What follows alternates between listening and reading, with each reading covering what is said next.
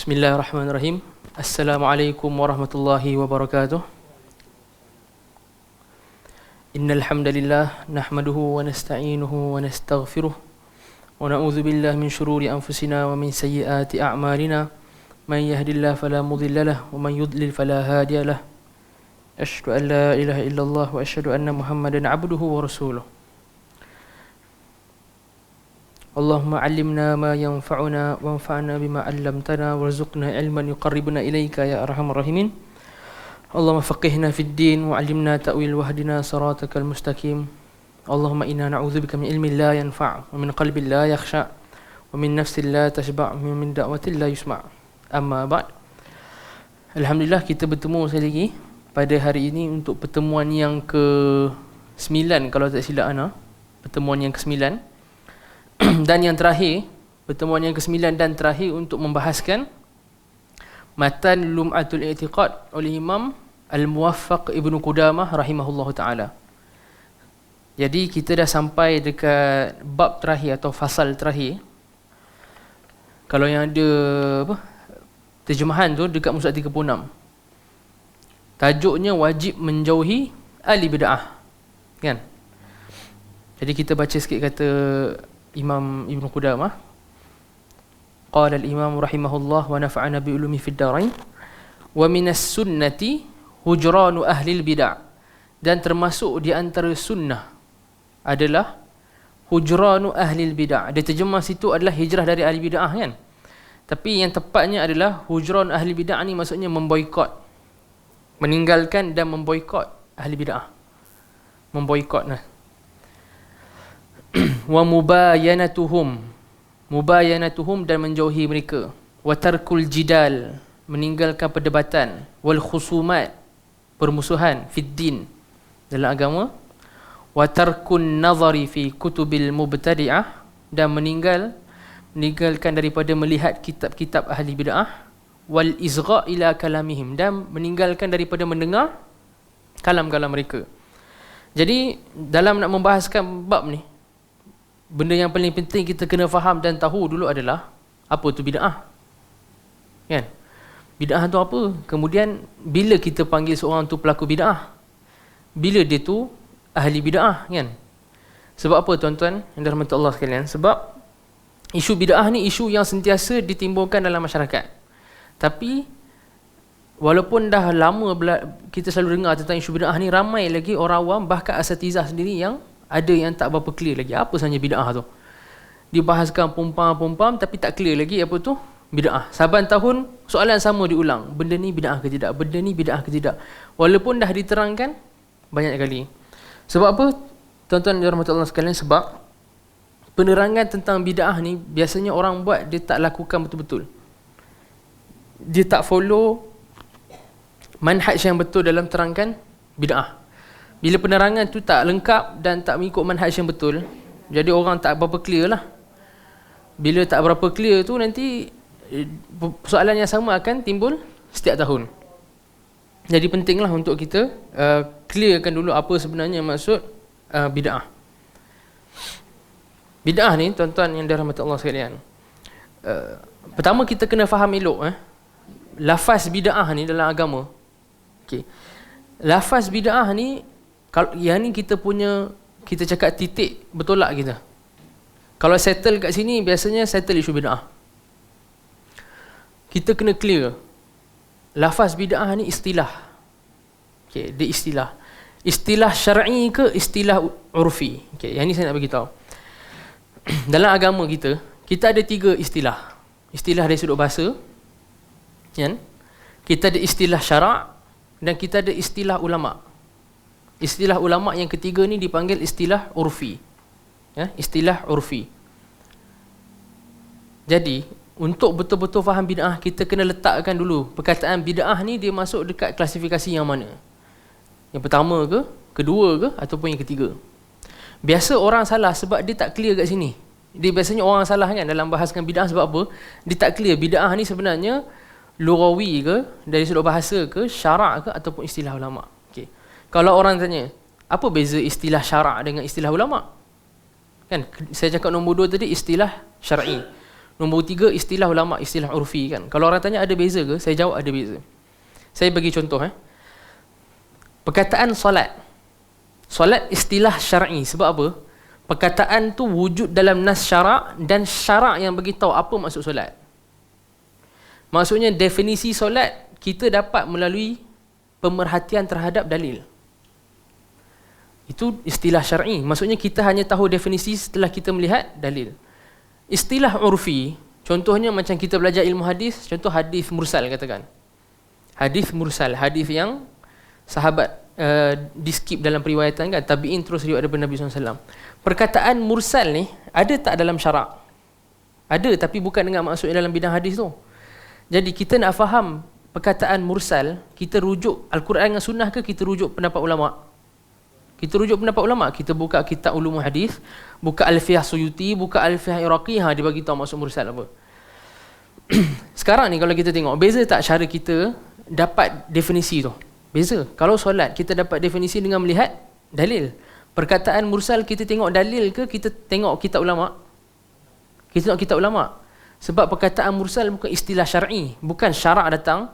Bukan kita buka Quran, Quran beritahu hadis ada, mursal, munqati', mu'dal, ada. Tuan-tuan dan puan buka ada. Dekat surah apa-apa tiba-tiba cakap ada hadis mu'dal. Tak ada kan? Maksudnya syarak tak bagi tahu definisi itu. So itu istilah urfi, ulama yang bagi. Adapun bid'ah, bid'ah bukan istilah urfi, bukan ulama reka. Kan? Sebab apa? Dah warid dalam hadis. Dalam hadis yang banyak kan? Maka menunjukkan bid'ah ni sama macam lafaz solat. Seperti mana solat kita nak tahu definisi dia apa, kita tengok dalil. Bid'ah kita nak tahu, kita kena tengok dalil juga. Okey. So kita kena faham betul-betul. Kalau orang tanya, okey ustaz, saya pening ni, cuba ustaz bagi kesimpulan. Okey, saya bagi kesimpulan ni mudah. Kita nak bahas bid'ah sekarang dari sudut syarak, bukan lughawi, bukan istilah urfi. Sebab bid'ah dari sudut lughawi, bahasa, dia adalah apa sahaja yang dilakukan tanpa contoh yang sebelumnya. Ini sudut bahasa. Sebab tu dalam ayat Al-Quran, a'udzubillahi minasyaitonirrajim, bila menceritakan tentang nama Allah ni Al-Badi', Allah ni badi'us samawati wal ard. Allah ni badi' as-samawati wal ard. Maksudnya yang mencipta langit dengan bumi tanpa contoh yang sebelumnya. Maksudnya Allah nak cipta langit bumi kena tengok orang lain cipta dulu ataupun kena ada contoh dulu, tak perlu kan? Maka itu maksud badi'. Dari sudut bahasa, mencipta tanpa ada contoh yang sebelumnya, ataupun membuat satu perkara tanpa ada yang contoh sebelumnya. Itu dari sudut bahasa. Adapun dari sudut syarak, kita nak tahu, kita kena tengok hadis-hadis Nabi SAW. Sebab tu dalam membahaskan bid'ah ni, kita ada 3 hadis utama kan? Yang ni, yang apa yang saya akan sebut malam ni, tuan-tuan dan puan-puan boleh rujuk. Kalau untuk maklumat lanjut kitab nama dia Qawaid Ma'rifatil Bid'ah. Saya rasa dah terjemah. Qawaid Ma'rifatil Bid'ah oleh Dr. Muhammad Hussein Al-Jizani. Ini pensyarah syariah dekat Universiti Madinah. Dr. Muhammad Hussein Al-Jizani ni, beliau ni dalam bab bid'ah saja ada sekurang-kurangnya 5 kitab. Setakat yang saya tahulah, tak ada orang bahas lagi detail daripada beliau setakat ni. Setakat yang saya tahu, tak ada ulama moden yang bahas sedetail beliau. Beliau bahas dalam 5 kitab berbeza pasal isu bid'ah sahaja. Dan beliau kaitkan dengan apa sahaja cabang ilmu. Usul fiqh ada, qawaid fiqh ada, semua ada. Jadi kitab tu penting. Tersilap saya dah terjemah dah yang Qawaid Ma'rifatil Bid'ah. Dah buat daurah kat Kelantan tahun lepas. Buku tu pun tak panjang, 150 muka surat. Tapi buku tu sangat bagus. Sampai Syekh Bakar Abu Zaid, ulama besar Saudi dulu, dah meninggal dah rahimahullah. Syekh Bakar Abu Zaid ni anggota kibar ulama. Beliau bila baca buku tu rasa takjub, sampai kata nak jadikan silibus dekat Universiti Muhammad bin Saud untuk belajar syariah. So buku tu sangat bagus. Dalam buku tu beliau simpulkan ada 3 hadis penting kita nak faham bid'ah. Pertama, hadis yang kita biasa dengar, iyyakum wa muhdatsatil umur fa inna kulla muhdatsatin bid'ah wa kulla bid'atin dhalalah. Hadis ni kita selalu dengar. Jauhilah diri kamu daripada perkara-perkara yang diada-adakan. Iyyakum wa muhdatsat al-umur. Fa inna kulla muhdatsatin bid'ah, kerana semua yang diada-adakan itu adalah bid'ah. Wa kulla bid'atin dhalalah, dan semua yang bid'ah itu adalah sesat. Okey. Apa kita dapat daripada hadis ni? Pertama, hadis ni sahih lah. Apa yang kita dapat dalam hadis ni? Kita dapat daripada hadis ni, bid'ah sifat paling penting dia adalah dia muhdath. Muhdath ni bukan hadas, bukan hadas kecil ke hadas besar. Muhdath ni maksudnya benda baru.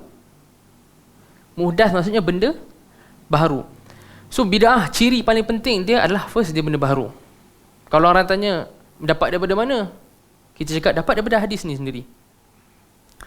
So hadis ni bagi tahu kita bid'ah mesti muhdath.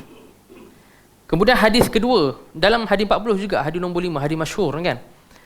Hadis riwayat Al-Bukhari, Nabi SAW bersabda, "Man ahdatha fi amrina hadza ma laysa minhu fahuwa raddun." Siapa yang ada-adakan perkara baru dalam amrina hadza, dalam urusan kami ini.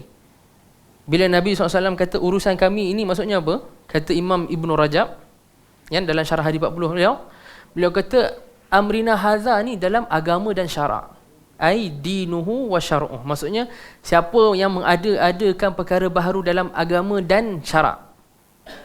Man ahdatsa fi amrina hadza ma laysa minhu fa huwa raddun. Ma laysa minhu ni maksudnya dia tak ada asal daripada syarak. Daripada hadis ni, hadis nombor 5 adalah hadis 40 ni, kita boleh ekstrak dua faedah. Pertama, hadis pertama kita dah faham dah, bid'ah ni muhdath, perkara baru. Kedua, bid'ah ni mesti dinisbahkan kepada agama. Sebab Nabi kata SAW, amrina haza. Maksudnya bid'ah dalam isu dunia masuk tak? Tak. Kan? Kan setengah orang suka buat lawyer buruk kan. Kalau bid'ah sangat, kenapa tak naik unta je? Kenapa bid'ah sangat, kenapa naik kereta kan ustaz? Ada orang biasa cakap macam tu. Kita cakap itu lawyer buruk lah. Itu bukan soalan yang layak untuk dijawab pun. Sebab Nabi SAW dah kata jelas, amrina haza. Maksudnya agama dan syarak. Ma laisa minhu. Dari situ kita dapat faedah ketiga. Bid'ah ni laisa minas syarak. Dia bukan daripada syarak. Okey. Maksud bukan daripada syarak atau apa? Dia tak ada satu dalil syar'i. Dalil syar'i yang sah yang menunjukkan atas boleh buat perkara tersebut. Tak ada satu dalil syar'i yang sah. Kenapa saya cakap sah? Sebab orang biasa buat bid'ah dia akan bawa dalil juga. Cuma perbahasan dia dalil tu sah tak sah. Kan? Penghujahan dengan dalil tu betul ke tak betul? Adapun orang buat bid'ah ni boleh bawa dalil ke tidak, itu of course. Sebab tu ulama macam Syekhul Islam Ibn Taymiyah kata, bid'ah ni pasti kebanyakannya kita boleh bawa dalil. Dalil mesti ada secara umum, sipi-sipi kita boleh bawa. Tapi persoalan dia, adakah penggunaan dalil tu betul? Jadi kita dapat 3 ciri daripada hadis Nabi SAW. Pertama, bid'ah perkara muhdath, baru. Kedua, disandarkan kepada agama. Kalau sandar pada dunia tak masuk. Ketiga, dia tak ada dalil. Tak ada asal, tak ada dalil syar'i. Ini daripada 2 hadis tu. Sebelum saya masuk dekat ciri yang seterusnya, saya nak sentuh sikit. Sebab setengah asatizah, setengah ustaz yang saya tengok, mereka kata, buat apa kita nak bahas bab bid'ah ni? Nak gaduhkan je. Kan? Kita nak buat umat kita ni gaduh je. Pertama, kita kena faham, perbahasan bab bid'ah ni bukan saja-saja. Bukan orang bahas bab bid'ah sebab memang nak cari gaduh ke, nak cari perpecahan. Tidak. Bahkan perbahasan bid'ah ni penting. Dia bukan perbahasan kita cakap dekat nota kaki. Dia bukan perbahasan yang kita tak ada masa lebih, ada masa kosong, kita pergi bahas bid'ah. Tak. Bid'ah ni perkara penting. Sebab tu Imam Nawawi masukkan hadis tentang bid'ah dalam hadis 40. Hadis kelima kan. Sebab kitab hadis 40, Imam Nawawi kata apa? Imam Nawawi namakan kitab hadis 40 tu Qawaiduddin wa Mabanil Islam. Ini kaedah core utama agama ni, wa Mabanil Islam, dan binaan utama agama ni. Maksudnya Imam Nawawi faham isu bid'ah ni antara core dalam agama. Core dan poin penting. Sebab tu beliau masukkan dalam hadis 40. Jadi kalau ada setengah orang cakap, oh buat apa kita bahas bab bid'ah, tak habis-habis lagi. Kita memang kena bahas. Kalau tak, Imam Nawawi pun tak masukkan dalam hadis 40. Kita masuk ke hadis yang seterusnya untuk menerangkan masuk bid'ah ni. Dan hadis ni menarik. Hadis ni dalam Sahih Muslim. Iaitu seorang sahabat, bukan seorang lah, beberapa orang sahabat, tak diberitahu lah hadis tu siapa, jumpa para isteri Nabi, kemudian tanya kepada isteri-isteri Nabi ni, Ummahatul Mukminin ni, macam mana ibadah Rasulullah SAW. Lepas mereka ni tanya, mereka jadi bersemangat. Lepas tu mereka cakap apa? 3 orang ni. Yang pertama dia kata, amma ana fala ana mu'ala firash. Adapun aku tak nak tidur atas katil dah. Aku nak tahajud je sepanjang malam. Ni orang pertama. Dia kata apa? Lepas aku rasa termotivasi ni, aku nak buat ibadah, aku tak nak tidur langsung. Aku nak tahajud je sepanjang malam. Dia melazimkan diri dia. Dia kata lepas ni aku nak tahajud je sepanjang malam. Yang kedua, dia kata apa? Yang kedua kata amma ana la atazawwajun nisa. Aku tak nak kahwin. Kan, aku tak nak kahwin. Sebab nak lagi lepas termotivasi dengar macam mana Rasulullah SAW ibadah, dia pun rasa nak buat ibadah, dia tak nak kahwin. Yang ketiga dia kata amma ana fala akulu al-lahm.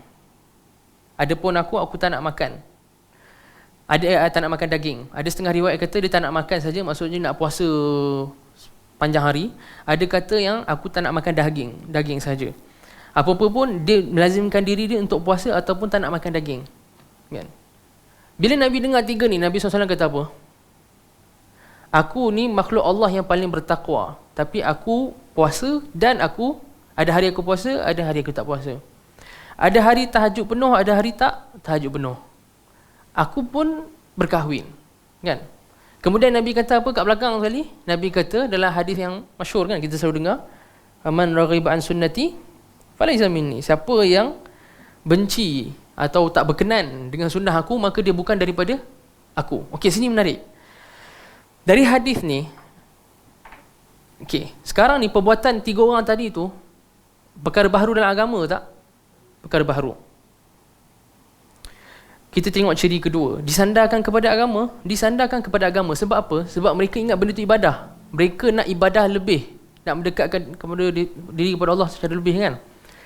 Yang ketiga, ada dalil tak yang kata kita memang kena puasa sepanjang tahun, tak kahwin perempuan langsung, ataupun puasa ataupun tahajud je? Ada tak? Tak ada. Bid'ah tak? Bid'ah. Nabi kata apa SAW? Man raghiba an sunnati falaysa min. Nabi muqabalah. Nabi, kita cakap SAW opposite, kan, di antara sunnah dengan bid'ah. Maksudnya Nabi nak bagi tahu lawan kepada bid'ah adalah sunnah. Lawan kepada bid'ah adalah sunnah. Bila kita faham hadis ni, baru kita faham secara tepat, iaitu sunnah lawan dia bid'ah, bid'ah lawan dia sunnah. Dapat daripada mana? Daripada hadis tadi, hadis Sahih Muslim tu. So dari sini kita boleh buat kesimpulan. Apa takrif bid'ah? Kullu ma uhditha fid din min ghairi dalil. Kullu ma uhditha fid din. Setiap perkara yang diada-adakan dalam agama min ghairi dalil, tanpa dalil. Itulah definisi dia. Ada banyak definisi, tapi saya bagi yang paling padat. Semua yang diada-adakan dalam agama tanpa dalil, dan lawan kepada bid'ah adalah sunnah. Sebab tu bila tuan-tuan dan puan-puan faham perkara ni, barulah kita clear kenapa kita akidah ulama nama dia As-Sunnah, kan? Syarhus Sunnah Al-Muzani, Usulus Sunnah Al-Humaidi, Syarhus Sunnah Al-Barbahari, Syarhus Sunnah Al-Baghawi, As-Sunnah Ibn Abi Asim, Usulus Sunnah Abdullah bin Ahmad bin Hanbal. Berapa banyak kita akidah nama sunnah je, tuan-tuan dan puan-puan yang dirahmati Allah sekalian, banyak, kan? So mereka yang buat kita akidah, kenapa namakan sunnah? Nak isyarat kepada lawan bid'ah. Tapi tak apa, itu perbahasan lain. Lepas kita dah clear takrif bid'ah, sekarang kita nak tahu ciri-ciri bid'ah. Pertama, kata ulama, bid'ah ni biasanya lah, ghaliban ni biasanya tak ada dalil khusus yang larang. Tak ada dalil khusus larang. Sebab tu kalau saya nak reka, kan, time Aidil Adha atau Aidil Fitri, saya nak buat azan, boleh? Ada tak orang buat azan waktu Aidil Adha dengan Aidil Fitri? Tak ada, kan? Boleh tak saya pakai dalil Quran? Ada orang boleh je dia ambil ayat Quran, dia kata a'udzubillahi minasyaitonirrajim, ya ayyuhallazina amanu dzkurullaha dzikran katsira. Zikir dan ingatkan Allah ni dengan zikir yang banyak, dengan ingatan yang banyak. So daripada dalil umum ni, antara bentuk mengingat Allah dengan lebih banyak adalah azan waktu Aidil Adha dan Aidil Fitri. Ada sekarang ni siapa kat sini, tuan-tuan dan puan-puan yang ada kat sini, yang boleh bagi saya satu dalil khusus melarang azan waktu Aidil Adha dan Aidil Fitri? Kalau siapa boleh bagi, saya cakap memang hebat. Saya boleh bagi dia RM10. Saya jamin tuan-tuan dan puan-puan, bukalah kitab hadis sebesar Musnad Ahmad pun 30,000 hadis tak ada satu dalil khusus. Sebab tu ulama kata bid'ah tak ada dalil khusus biasanya. Sebab tu dia jadi macam sama-sama. Bagi orang yang tak ada ilmu, dia nampak macam sama-sama. Sebab bila kita cakap benda ni tak boleh buat, dia kata apa dalil dia? Kita pun tak ada dalil khusus. Sebab tu ulama kata biasanya isu bid'ah ni kita pakai dalil umum. Kedua, bid'ah ni dia bercanggah dengan maksud syarak, objektif syariah. Siapa yang buat bid'ah, dia seolah tak bersetuju dengan kenyataan Quran yang agama ni dah sempurna. Dan al-yawma akmaltu lakum dinakum wa atmamtu alaikum ni'mati wa raditu lakumul islam madina. Hari ini aku telah sempurnakan bagi kamu agama kamu. Ni siapa cakap? Allah kata dalam Quran, surah Maidah. Jadi bila orang buat bid'ah, seolah dia kata, oh, ada penambahan yang kita nak kena adjust bagi elok sikit. Saya tanya tuan-tuan dan puan-puan, Allah kata al-yawma akmaltu lakum, hari ni aku dah sempurnakan. Perkara sempurna, kita tambah dia jadi sempurna ke cacat? Cacat, kan? Jari, 5 jari sempurna ke cacat? Sempurna. Kalau saya tambah 1 jari, cacat ke sempurna tangan saya? Cacat. Setengah orang ingat tambah 1 jari lagi, wah, oh baguslah, ada ibadah lebih. Seolah macam kita tambah 1 jari. Sekarang ni saya tanya tuan-tuan dan puan-puan, kalau tambah 1 lagi jari kat tangan ni, ada 6 jari, elok ke cacat? Cacat. Sebab tu ulama kata membuat bid'ah ni munaqid, dia bertentangan dengan maksud syarak. Syarak kata agama ni dah settle dah. Apa yang disyariatkan, apa yang kita perlu ibadah, cara kita perlu ibadah, Nabi SAW dah tunjuk. Sebab tu kan masyhur, sahabat kata Nabi SAW ni tunjuk kat kita semua perkara kan, hatta yu'allimana al-khira'ah, sehingga ajar kita cara nak buang air besar, cara nak qada hajat pun Nabi ajar. Semua dah selesai, semua dah ditunjuk cara. Jadi bila datang seorang, dia buat benda baru, seolah dia kata, oh, ada perkara yang Rasulullah SAW terlepas, oh, ada benda yang tak sempurna lagi dalam agama. So itu ciri-ciri bid'ah yang kedua. Yang ketiga, biasanya bid'ah ni zaman Nabi tak ada. Kenapa saya cakap bid'ah ni biasanya zaman Nabi tak ada? Sebab ada perkara yang tak bid'ah, zaman Nabi memang tak ada. Macam kumpul Quran dalam mushaf, dalam satu mushaf. Berlaku tak zaman Nabi SAW? Tak. Zaman Nabi SAW yang berlaku apa? Penulisan Al-Quran tapi bukan dikumpul dalam satu mushaf. Berselerak lah, ada tulis kat tulang, kat kulit binatang, dekat pelepah pokok semua kan, pelepah kurma semua. Tapi ada tak dikumpulkan daripada Al-Fatihah sampai An-Nas dalam satu mushaf? Tak ada. Adakah bid'ah? Tak. Sebab tu saya cakap biasanya, bukan sentiasa, biasanya bid'ah ni zaman Nabi SAW tak ada. Okey, kita masuk perbahasan seterusnya. Bila kita nak cakap satu perkara tu bid'ah, pertama, tak disyaratkan untuk berlaku berulang kali. Kita tak panggil perkara tu bid'ah bila dia ulang berkali-kali ataupun jadi acara mingguan ke tahunan ke. Orang tu mungkin lakukan sekali seumur hidup pun benda tu jadi bid'ah. Betul tak? Kalau ada orang tiba-tiba satu hari dia rasa semangat lebih, dia nak buat asar 5 rakaat. Sekali je. Bid'ah tak? Bid'ah. Boleh tak dia berhujah, alah aku buat hari ni je, lepas ni aku tak buat dah? Tak boleh. So bid'ah tak ada kena-mengena dengan kena konsisten buat. Cukup sekali buat jadi bid'ah. Kedua, bid'ah ni ulama kata kita tak syaratkan untuk satu perkara tu dipanggil bid'ah dengan dia perlu tak ada dalil.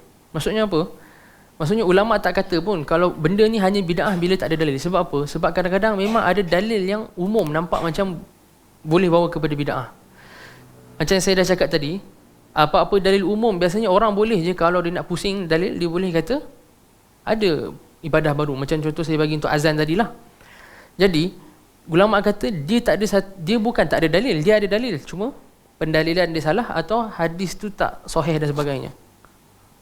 Setengah orang dia ada mindset, bila kata tak ada bid'ah ni tak ada dalil, maksudnya kalau ada dalil walaupun secara umum tak apalah, tak bid'ah lah. Tak. Kalau ada dalil secara umum tapi penghujahan tu tak betul, tetap bid'ah. Kan? So kita jangan aku ada dalil.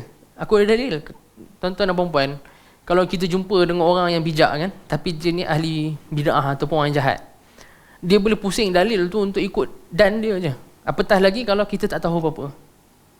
Betul tak?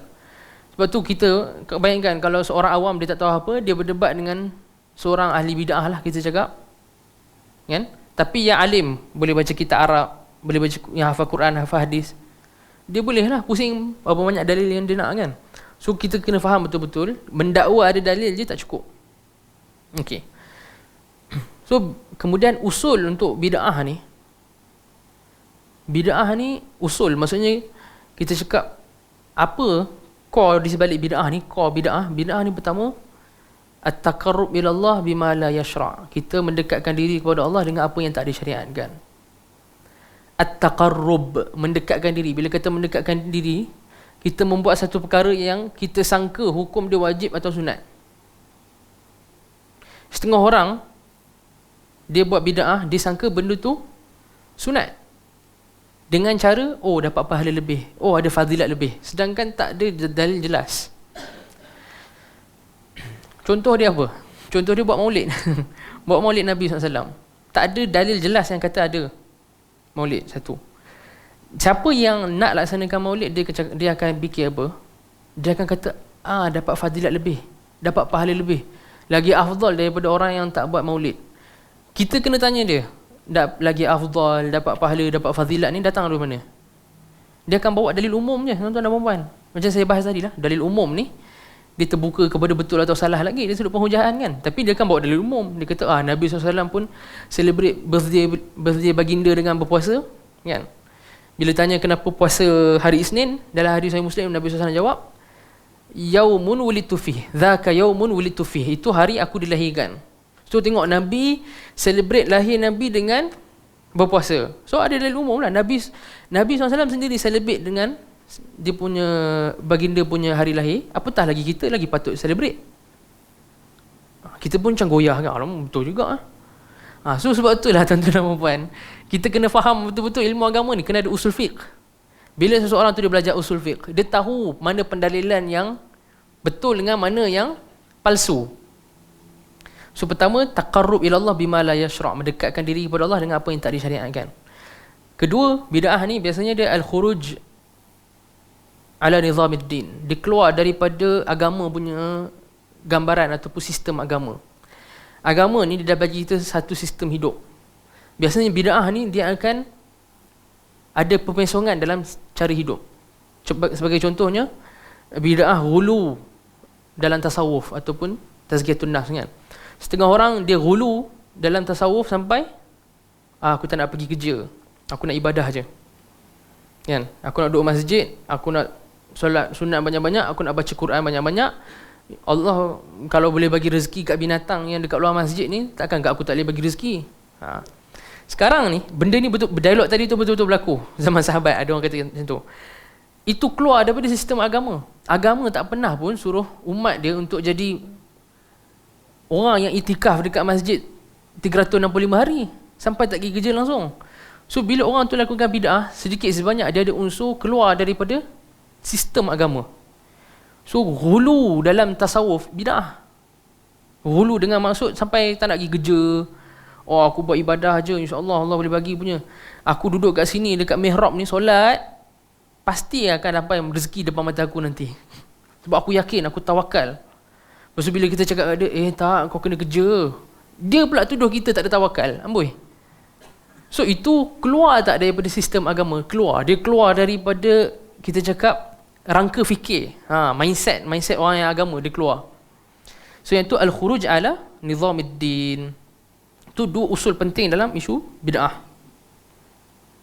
Kemudian bid'ah ni, antara pembahagian yang diterima oleh, saya rasa semua ulama, bid'ah terbahagi kepada al-haqiqiyah dengan al-idhafiyah. Bid'ah haqiqiyah, nama pun haqiqiyah, maksudnya bid'ah yang pure. Pure, maksudnya dia bid'ah dari semua sudut.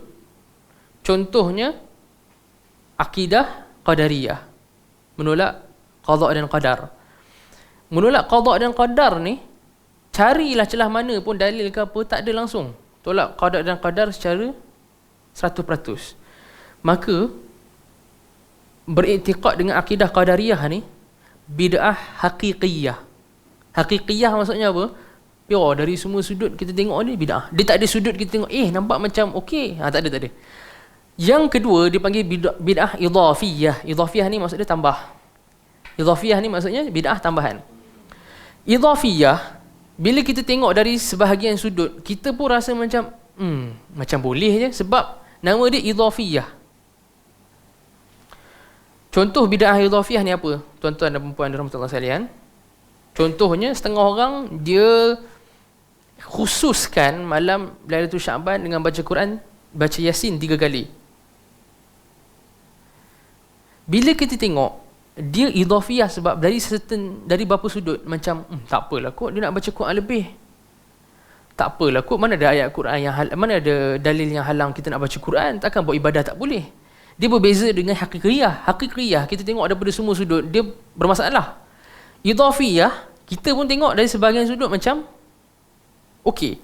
Tapi sebenarnya dari sudut tertentu dia okey, sudut lain dia tak okey. Kalau orang tanya sudut yang tak okey tu kat mana? Sudut tak okey tu sebab dia limitkan, dia khususkan 3 kali. Dia khususkan surah tu, kemudian dia khususkan dengan dapat fadilat lebih. 3-3 tu tak boleh. Khususkan 3 kali, tak ada dalil. Khususkan surah Yasin sahaja, tak ada dalil. Khususkan dapat fadilat lebih daripada surah lain pada malam nisfu Syaban, pun tak ada dalil. Walaupun ada orang kata ada baca Yasin malam nisfu Syaban ada hadis, tapi yang kalau saya tak silap lah, mungkin saya silap, saya kena cek balik, tapi kalau saya tak silap hadis tu dhaif. Yang baca Yasin bukan 3 kali, Yasin sahaja. So itu idhafiyah, kan? Nampak beza hakikiyah dengan idhafiyah. Contoh, saya nak bagi contoh lain untuk hakikiyah bagi lagi nampak. Bid'ah hakikiyah ni contohnya mendekatkan diri dengan Allah dengan buat maksiat. Buat ada juga.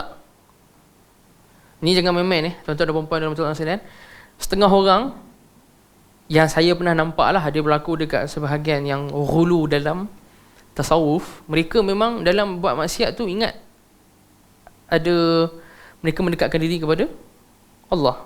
Dan kisah-kisah yang macam ni, kisah-kisah yang macam nampak mulut dia zahirnya tengah mencarut ke, tengah cakap benda-benda pelik-pelik ni, tapi dia kata oh tak, sebenarnya dia tengah puji Allah dan mendekatkan diri kepada Allah, memang ada banyak.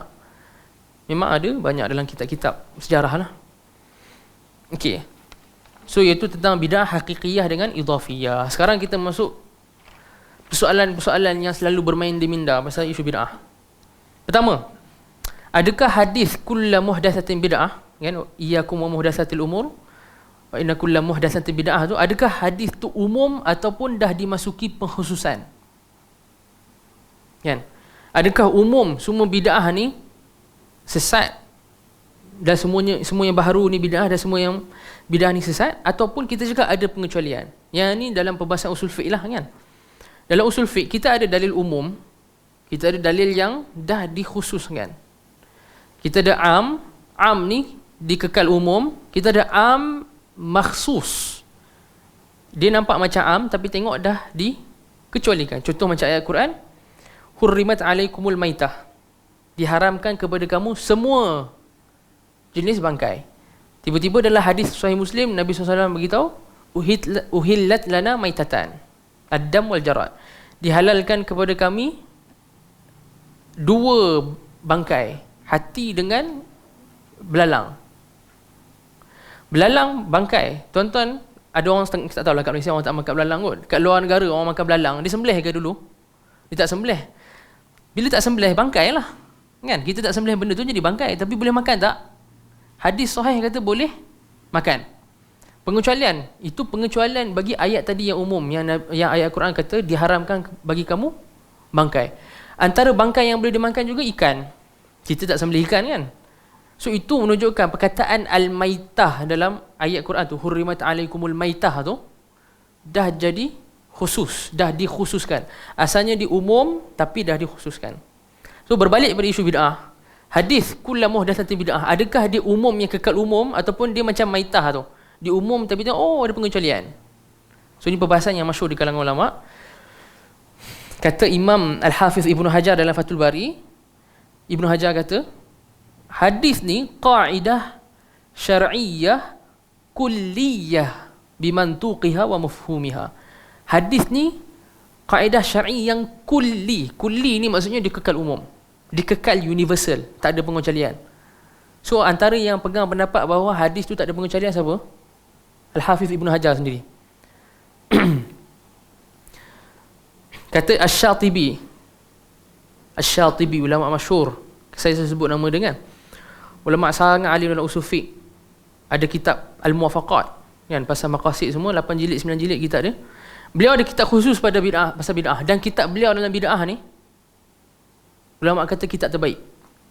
Nama kitab beliau dah terjemah dah, Al-I'tisam, dah terjemah Al-I'tisam. Cuma isu Al-I'tisam ni, satu dia tebal sangat, dia 2 jilid tebal atau 3 jilid untuk bahas bab bid'ah saja. Kedua, kitab tu susah. Sampai ulama nama Abdul Rahman Al-Muallimi, ulama adib besar, beliau kata dalam kitab beliau ni, kitab I'tisam ni biasa dia boleh difahami oleh para ulama je biasanya. So kalau kita orang biasa nak faham pun payah, kan? Tapi dalam I'tisam Syatibi kata, lafaz setiap bid'ah atau dalalah bagi beliau dikekal umum. Kekal umum, tak ada pengecualian. So kata beliau, umumul lafzid dalalah likulli bid'atin thabit.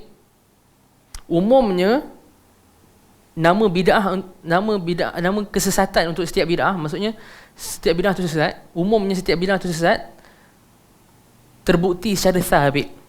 Umum lafzid dalalah likulli bid'ah, likulli untuk setiap bid'ah, thabit maksudnya sabit. Maksudnya ia kekal umum. Yang ni saya tak sebut pun Ibn Taymiyah ke Ibn Qayyim ni. Saya sebut siapa? Ibn Hajar dengan Asy-Syatibi. Of course lah, kalau sebut Ibn Taymiyah mestilah kata benda sama kan.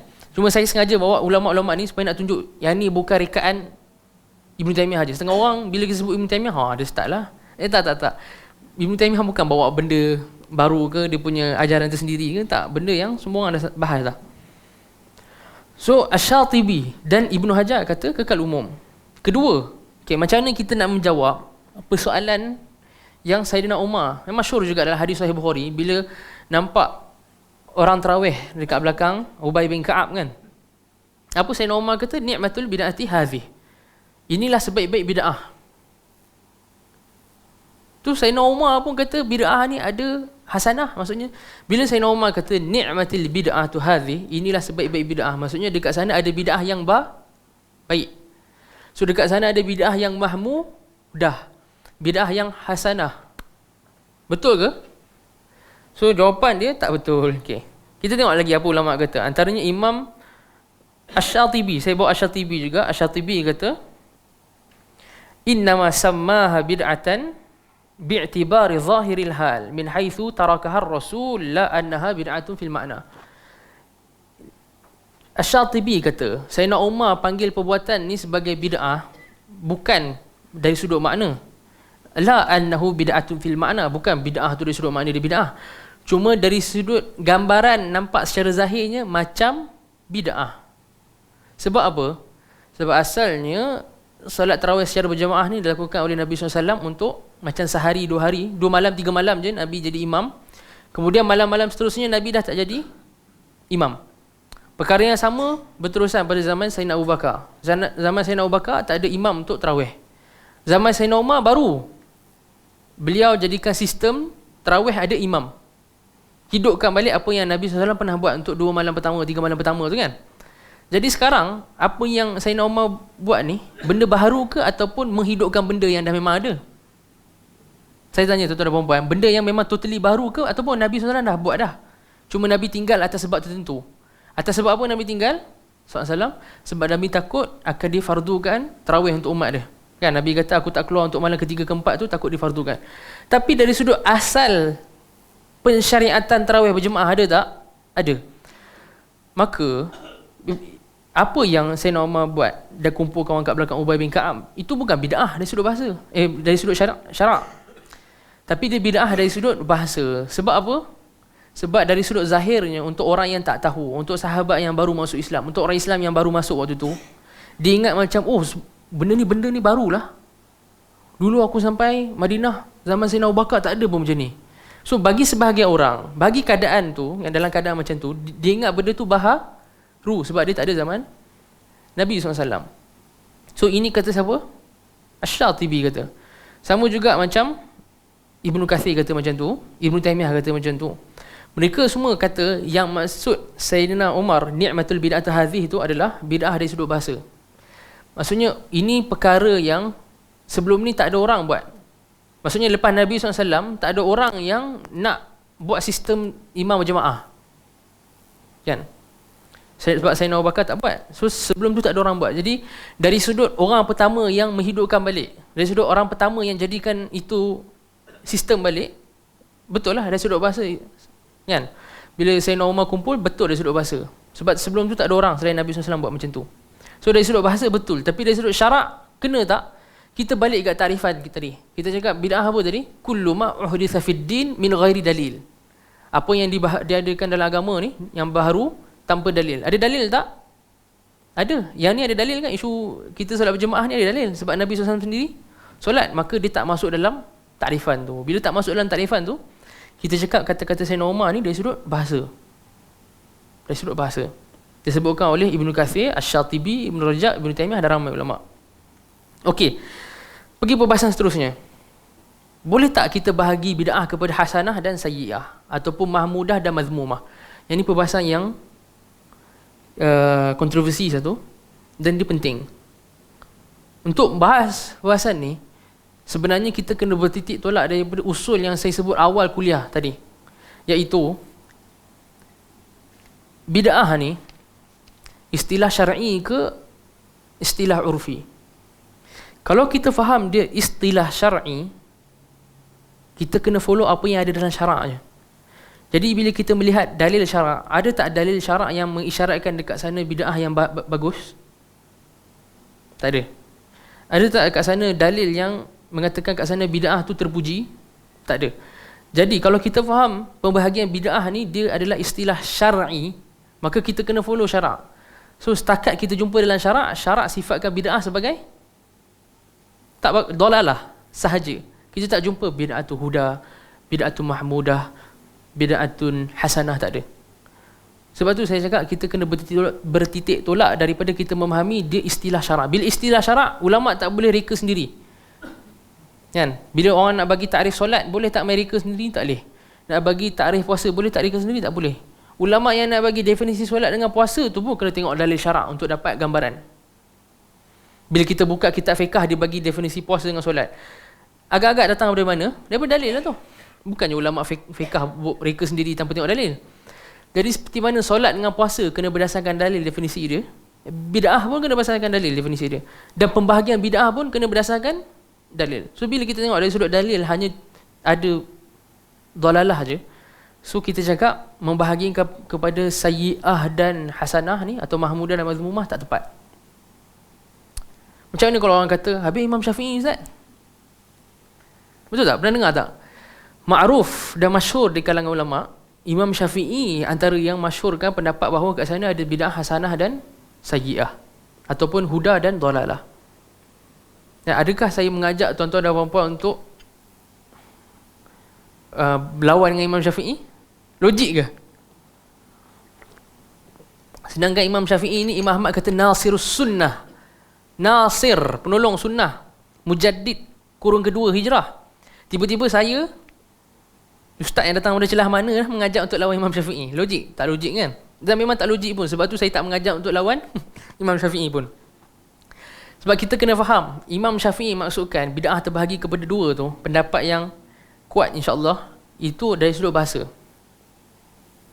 Sebab apa saya cakap dari sudut bahasa? Kita tengok Pertama, orang bila bawa nukilan tu, mereka biasanya tak tahu yang ada dua versi nukilan. Satu dalam kitab Hilyatul Awliya, Abu Nu'aim Al-Asbahani. Dalam Hilyatul Awliya, Imam Syafi'i kata bid'ah ni ada mahmudah dengan mazmumah. Ma wafaqas sunnah fahiya mahmudah, apa yang bertepatan dengan sunnah maka dia mahmudah. Wa ma khalafas sunnah fahiya mazmumah, apa yang menyelisihi sunnah maka dia mazmum. Yang ni Imam Syafi'i sebut dan dinukilkan dalam kitab apa? Hilyatul Awliya oleh Abu Nu'aim Al-Asbahani. Tapi dekat sana tuan-tuan dan puan-puan, ada nukilan yang lagi panjang dan lagi komplit yang dinukilkan oleh Imam Al-Baihaqi dalam Manaqib Imam Syafi'i. Imam Baihaqi buat kitab khusus tentang biografi Imam Syafi'i. Begitu juga Imam Ibnu Asakir. Ibnu Asakir dalam Tabyinul Kadhib Al-Muftari. Ibnu Asakir ni ulama besar mazhab Syafi'i satu. Dan beliau pun pelopor dalam mazhab Asy'ariyah. Beliau tulis kitab khusus untuk backup Imam Abu Hasan Asy'ari lah. Nama kitab tu Tabyin Al-Kadhib Al-Muftari. Tengah kitab tajuk dia Tabyin Al-Kadhib Al-Muftara, tapi dua tu boleh sebut. So dalam dua kitab ni, satu kitab Baihaqi tentang biografi Imam Syafi'i, Manaqib Syafi'i, kedua kitab Tabyin Al-Kadhib Muftari, ada nukilan yang lagi panjang yang Imam Syafi'i kata kullu man ma uhditha yukhalifu kitaban au sunnatan au ijma'an au atharan fahiya dhalalah wa ma uhditha minal khairi la khilafa fihi liwahid min hadha fahiya ghairu mazmumah. So ada tambahan banyak daripada riwayat pertama. Riwayat kedua Imam Syafi'i kata benda tu jadi bid'ah bila khalafa kitaban, Quran, sunnatan, sunnah, ijma'an, mukhalafah ijma' pun, bercanggah dengan ijma' pun jadi bid'ah, au atharan, ataupun athar, maksudnya riwayat daripada sahabat atau tabi'in. Beza tak dengan yang pertama tadi? Beza pertama tadi riwayat tu kata kullu ma khalafa sunnah saja kan. Yang kedua ni ada tambahan iaitu 3, Quran, ijma' dengan athar. Jadi dan yang tu lebih kuat sebab Imam Baihaqi dengan Imam Ibn Asakir antara orang-orang yang betul-betul partikular bila riwayatkan daripada Imam Syafi'i. Jadi di sini Imam Syafi'i kata bila perkara tu bercanggah dengan ijma', Quran, sunnah atau asar, dia jadi bid'ah dhalalah. Bila dia tak bercanggah dengan salah satu, ma uhditha minal khair la khilafa fihi liwahidin min hadha. La khilafa fihi liwahid, tak bercanggah dengan salah satu. Bukan tak bercanggah dengan semua tak bercanggah dengan salah satu. Apa maksud tak bercanggah dengan salah satu ni? Maksudnya perkara yang bid'ah tu dia kalau dia okey dekat Quran, kita tak jumpa dalam Quran yang kata benda ni tak boleh. Dalam sunnah kata tak ada, kita jumpa dalam sunnah yang kata tak boleh. Tiba-tiba dia stuck dekat ijma', bercanggah dengan ijma'. Benda tu bid'ah tak? Ikut yang riwayat kedua ni bid'ah. Dia okey dekat Quran, okey dekat sunnah, okey dekat ijma', kita tik. Tapi stuck dekat asar. Bid'ah tak? Bid'ah. Sebab Imam Syafi'i kata la khilafa fihi liwahid, untuk satu, bukan semua.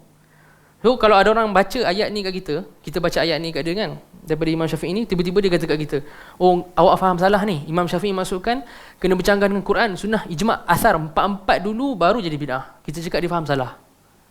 Sebab Imam Syafi'i tak syaratkan mukhalafah empat-empat, mukhalafah dengan salah satu. Boleh faham tuan-tuan dan puan-puan? Ke dah? Okey boleh So tak boleh mukhalafah dengan salah satu. Ni penting ni. Jadi bila kita tengok riwayat ni, ulama kata logiklah yang Imam Syafi'i masukkan kat sini sebagai bid'ah dari sudut bahasa. Sebab kalau perkara tu bid'ah syar'i, mustahil dia muafaqah dengan ijma'. Bid'ah syar'i, bid'ah kita cakap kalau Imam Syafi'i masukkan kat sini bid'ah syar'i, confirm lah bid'ah syar'i mukhalafah dengan Quran, sunnah, ijma'. So takkan Imam Syafi'i tiba-tiba kata kat sana ada bid'ah yang okey tapi mukhalafah dengan ijma'. Jadi yang Imam Syafi'i maksudkan dekat sini bid'ah ni dua, iaitu dari sudut bahasa, iaitu mahmudah dengan mazmumah dari sudut bahasa.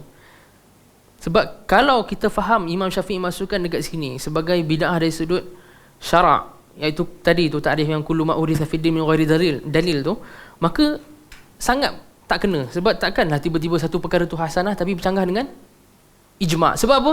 Sebab hadis kata la tajtami'u ummati ala ad-dhalalah kan, umat aku tak akan sepakat atas kesesatan. Hadis yang masyhur.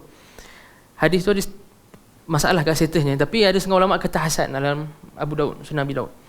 Okey.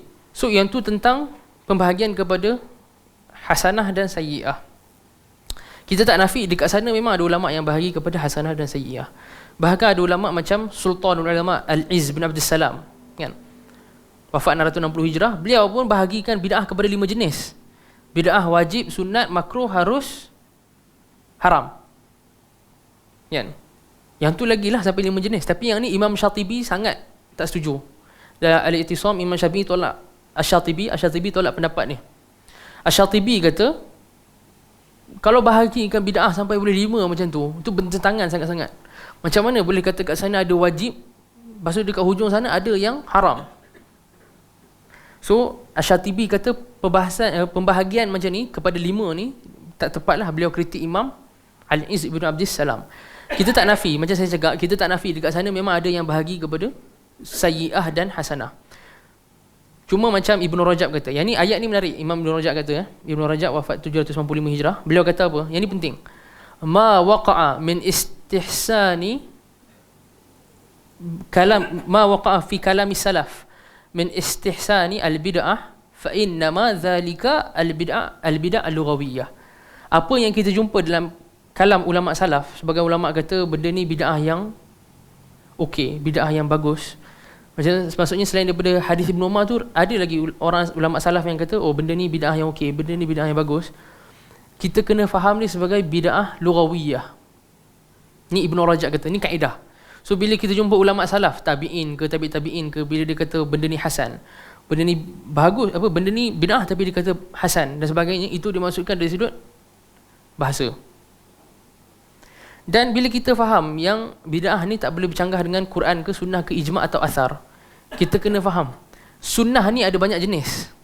Malam ni saya nak sebut jenis sunnah yang jarang dibahaskan oleh orang, iaitu sunnah at-tark ataupun sunnah tarkiyah.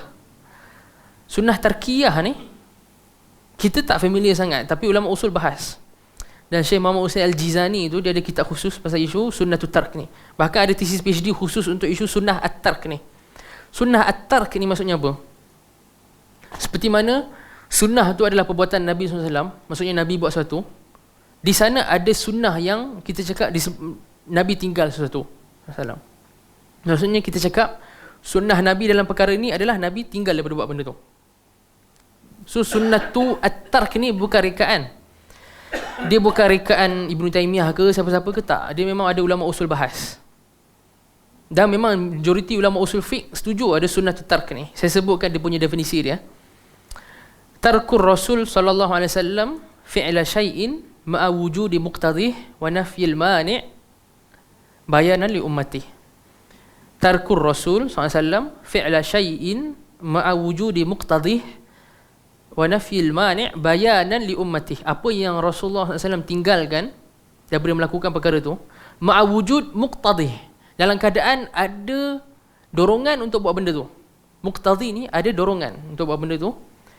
Wa nafyil mani', dan tak ada penghalang pun kalau ikutkan untuk Rasulullah SAW buat perkara tu. Tapi Rasulullah SAW tinggal juga, maka benda tu sunnatut tark. Okay. Satu perkara yang ada dorongan untuk buat perkara tu pada zaman Nabi SAW, tak ada larangan dan tak ada pun benda yang menghalang, tapi memang Nabi tinggalkan juga, yang tu dia jadi sunnatut tark. Contoh dia apa tuan-tuan dan puan-puan? Contoh yang biasa ulama bagi adalah maulid sendiri. Sebab perayaan maulid, wujudul muqtadi, ada tak dorongan untuk, okay, kalau orang nak bahas, okay, tak apa, kita tak bahas. Okay, katakanlah kita tolak zaman Nabi SAW, kita tengok zaman Khulafa Ar-Rashidin. Ada tak al-muqtadi, ada tak dorongan untuk buat satu hari untuk memperingati Nabi SAW secara khusus? Ada dorongan. Makin ramai orang Islam ada, makin ramai orang Muslim baru masuk Islam daripada negara-negara ajam ada, dan makin ramai umat yang mula lupa Nabi SAW, maka kat sana ada dorongan untuk buat. Ada perkara yang menghalang tak?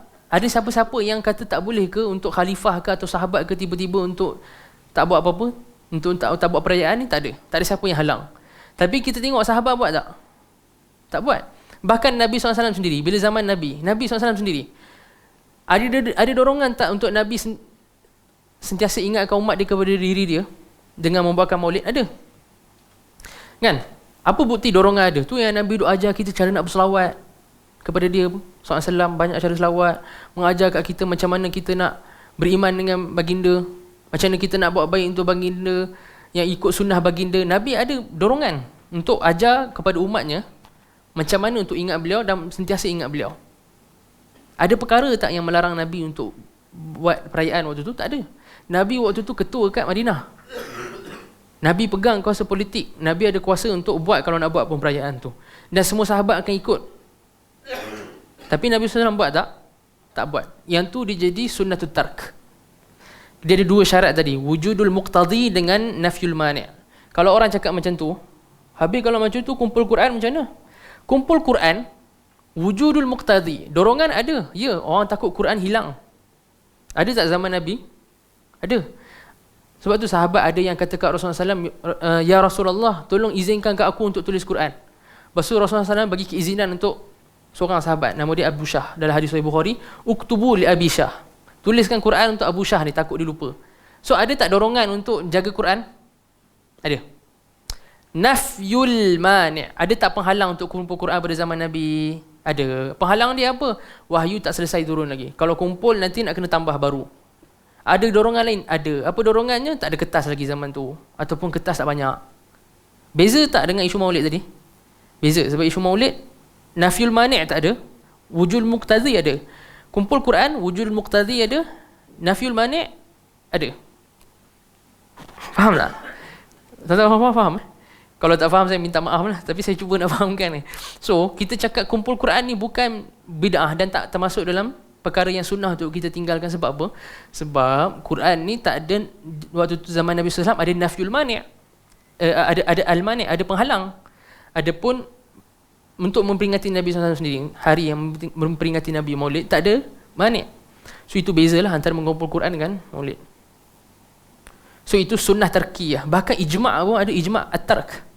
Yang ni lagi lah, biasa orang belajar usul pun tak biasa dengar. Tapi saya ada jumpa kajian baru dekat Muhammad bin Saud, Universiti Muhammad bin Saud, ada tesis tentang al-ijma' at-tarkiyah ataupun ijma' at-tark. Ijma' pun ada perbahasan tinggal-tinggal ni juga. Bahkan ini bukan perkara baru, bukan lecturer dekat universiti tu bawa. Yang ni Syatibi sebut dalam Muwafaqat.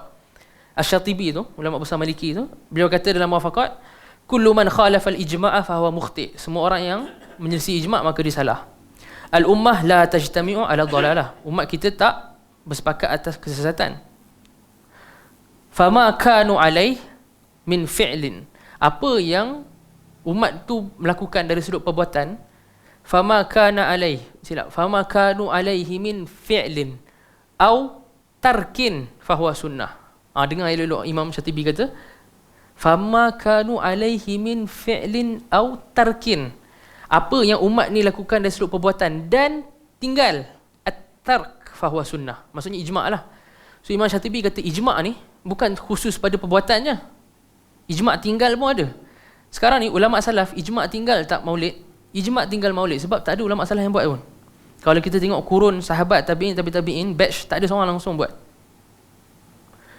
Kalau orang dakwa, kalau kita dakwa kat situ berlaku ijma' dari sudut tark ni, ijma' tark.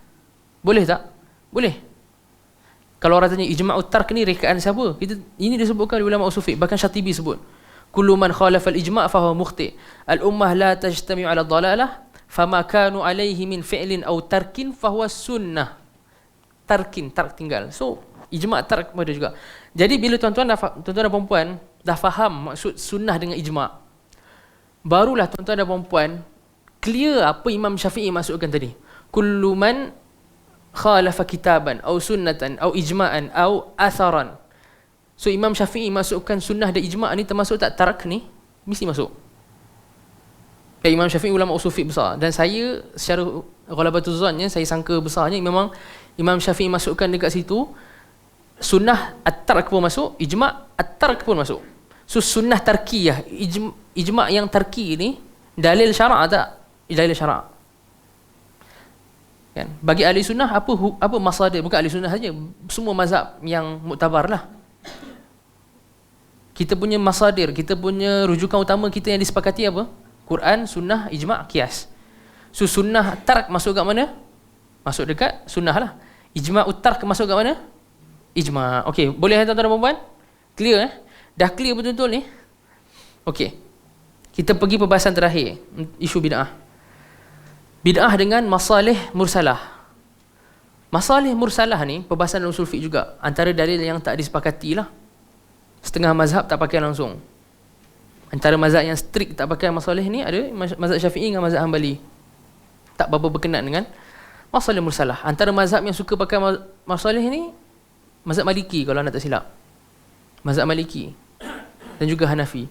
So masalih mursalah ni apa? Dia masalih, dia maslahat. Dia satu maslahat. Maslahat ni kebaikan. Mursalah tu maksudnya tak disebut benda tu hukum dia boleh buat ke tak boleh buat. Mursal ni maksudnya dilepaskan. Apa maksud dilepaskan? Dilepaskan daripada ada hukum. Maksudnya apa? Ada setengah maslahat yang syarak tak beritahu kita boleh buat ke tak boleh buat. Kita boleh ambil masalah ni ke kita tak boleh ambil masalah ni. So yang tu dimasuk dalam perbahasan masalih mursalah. Ada setengah maslahat syarak kata tak boleh. Contoh dia apa?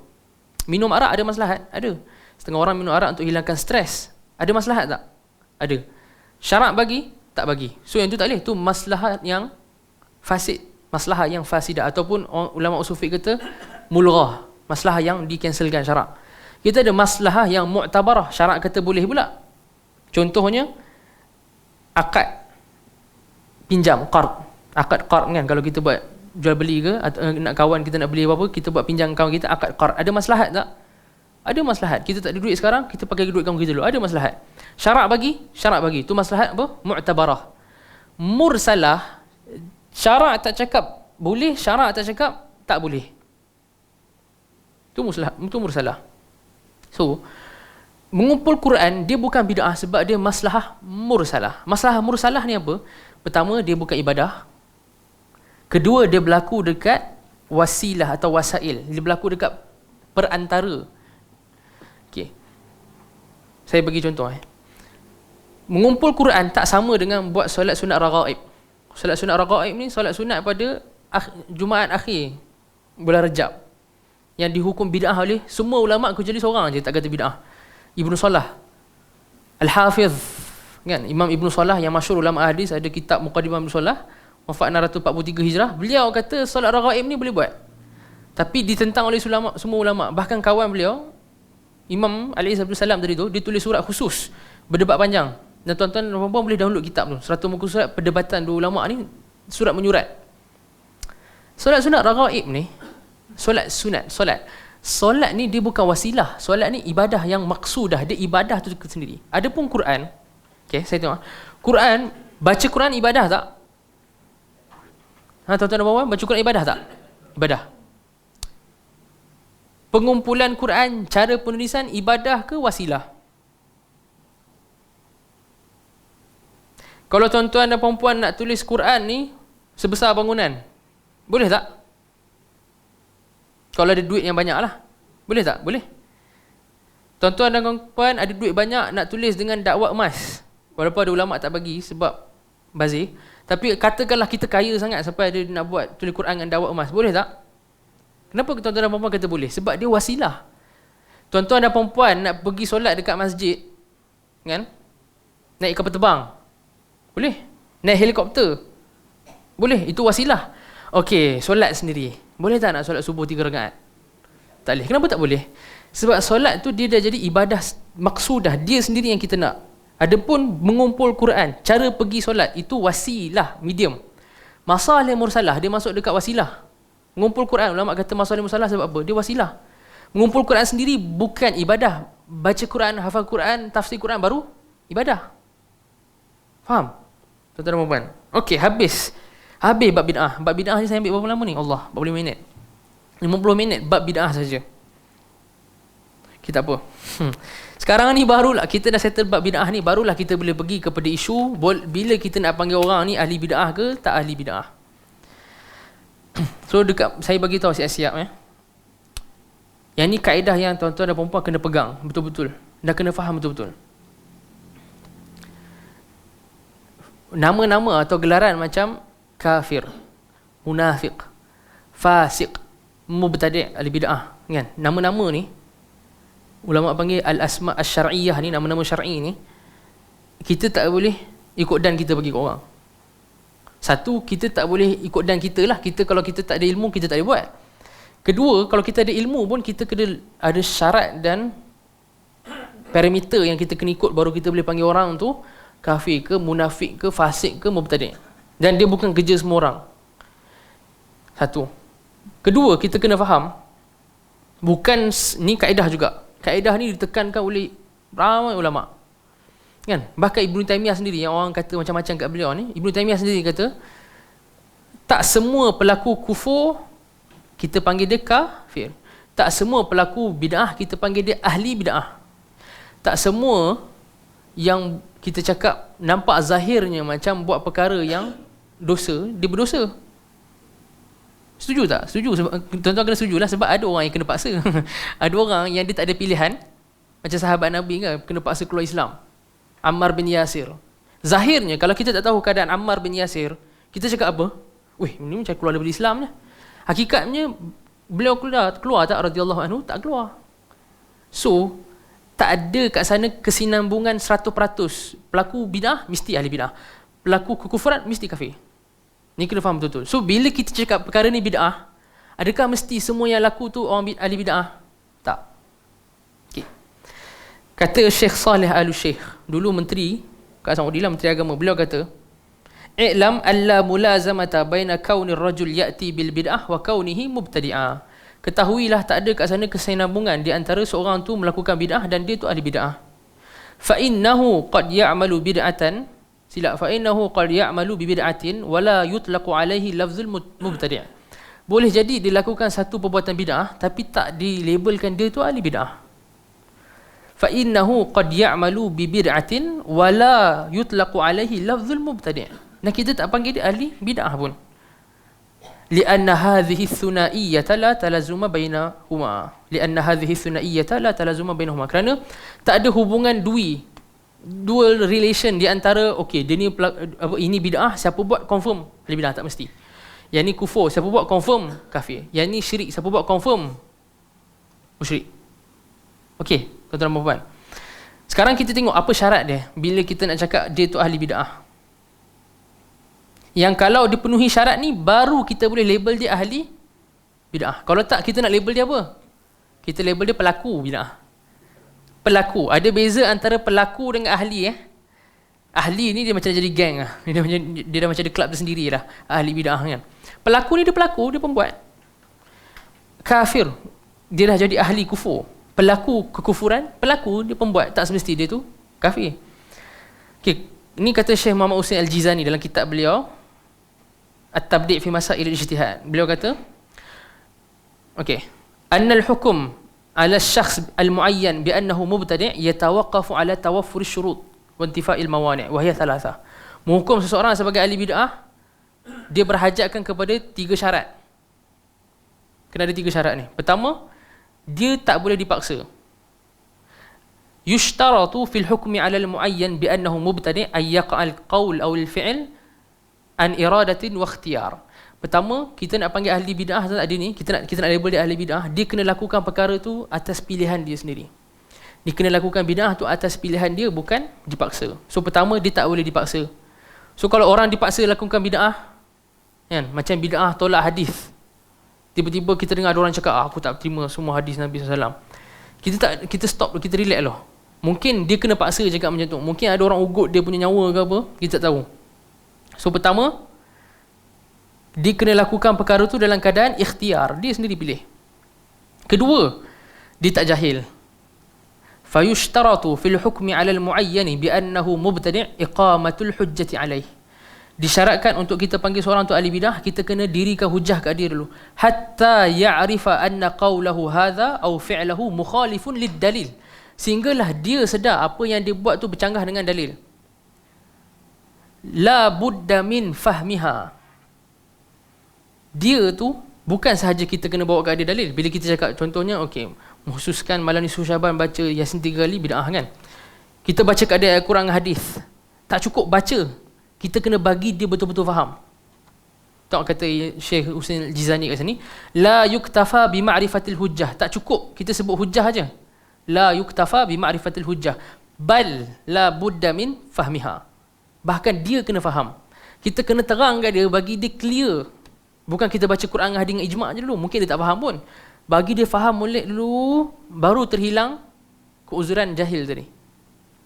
So kalau dia jahil, tak ada orang pernah terang kat dia lagi. Setengah kita tengok pakcik-pakcik dan makcik-makcik kita dekat kampung kan. Moga Allah rahmati mereka. Setengah pakcik-pakcik dan makcik ni tak tahu apa-apa. Mereka datang masjid, lakukan amal ibadah tu sebab ikut kawan. Kan, ada yang solat sunat sampai berpuluh rakaat lah apa, dengan amalan-amalan pelik-pelik.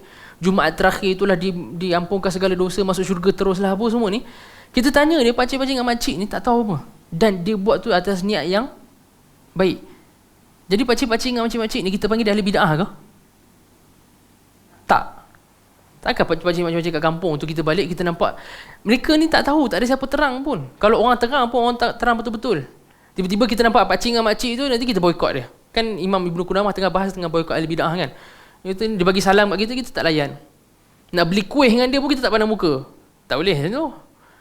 Sebab dia berlaku macam tu atas sebab jahil. So jahil ni antara syarat yang membuatkan orang tu tak boleh untuk dilabel sebagai ahli bid'ah. So kita nak panggil makcik tadi apa? Kita panggil makcik tadi pelaku bid'ah. Pelaku dengan ahli bid'ah ada beza tak? Ada. Pelaku bid'ah ada hukum tertentu, ahli bid'ah ada hukum lain. Yang ketiga yang kena ada syarat dia. Dia tak boleh lakukan bid'ah dalam keadaan dia silap. Setengah orang dia bersungguh nak faham nak amalkan hadis. Setengah ulama hatta setengah ulama dia bersungguh nak amalkan Quran dengan hadis dengan ijtihad. So dalam ijtihad dia tersalah faham ayat Quran dengan hadis. Tersalah faham, tersalah sangka makna ayat dengan Quran hadis tu tak membuatkan orang tu jadi bid'ah. Sebab apa? Dia ada takwilan. Takwilan tu maksudnya apa? Dia ada alasan dari sudut dia tak sedar dia salah faham. Kadang-kadang kita tanya dia, kenapa kau buat macam ni? Ada ayat Quran kata boleh. Rupanya bila kita dengar dia tafsir ayat Quran tu salah. Kenapa buat macam ni? Ada hadis cakap. Tiba-tiba bila kita dengar, dia faham hadis tu salah.